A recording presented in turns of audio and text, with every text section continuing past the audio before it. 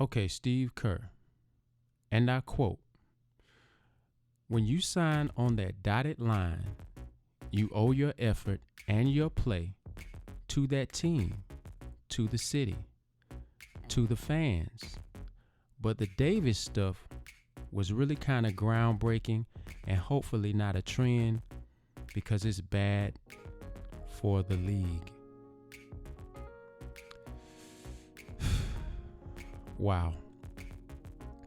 Okay, these comments by Steve Kerr are one, utterly ridiculous, and two, extremely one-sided.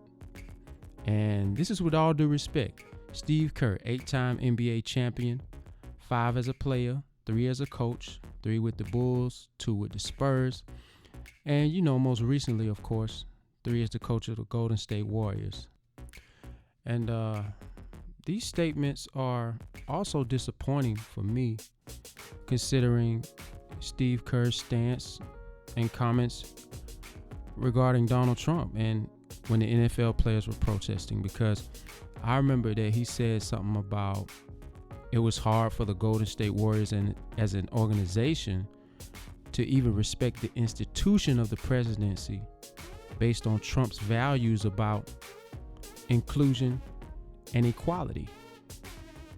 So he said it was hard for the Golden State Warriors to even respect the presidency as an institution because their values on these things were so dramatically different.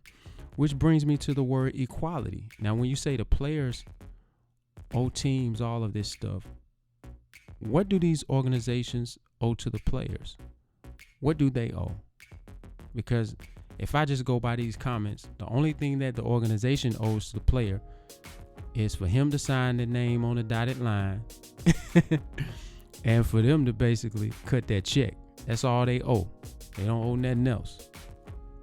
And with them not owing anything else, like, I don't know, maybe creating an environment conducive for winning, establishing a winning culture, it just brings me back to LeBron James and how many years he was in Cleveland.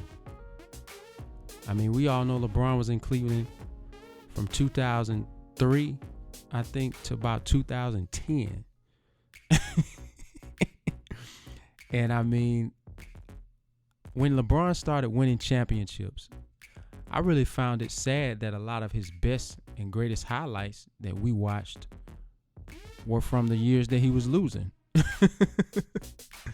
I really found that to be sad. And when you think about LeBron and clutch sports and a lot of the decisions that they are making and began to make, I mean, starting with him and his decision to take his talents to South Beach, you really understand that a lot of the way that these players are moving now and a lot of the decisions that they're making is based on these organizations not being held accountable for creating a winning environment, especially when you're dealing with championship caliber players.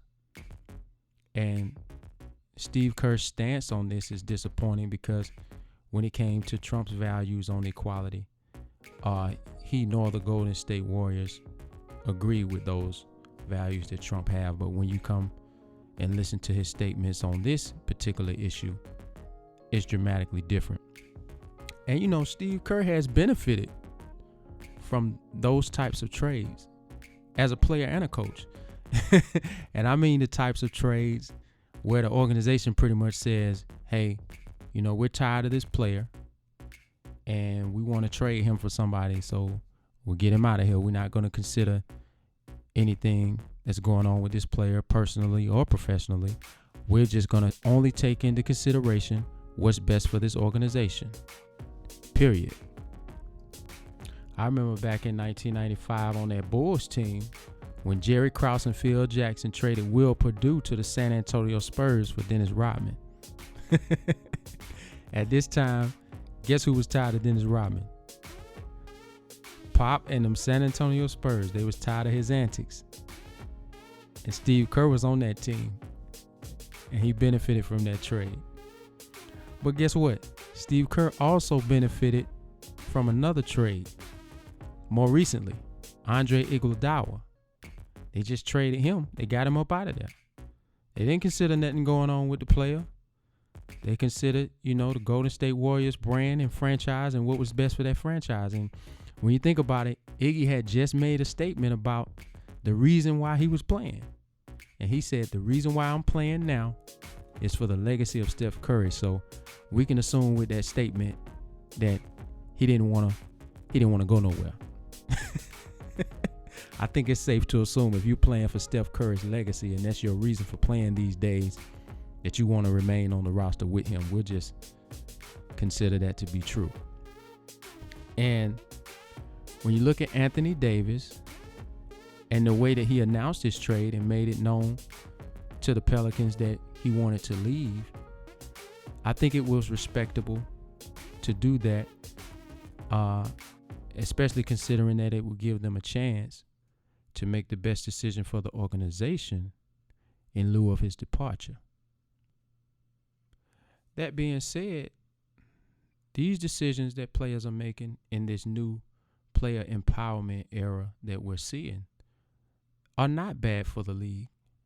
And the reason being is because they make it so that the players are not the only ones held accountable for creating a winning culture.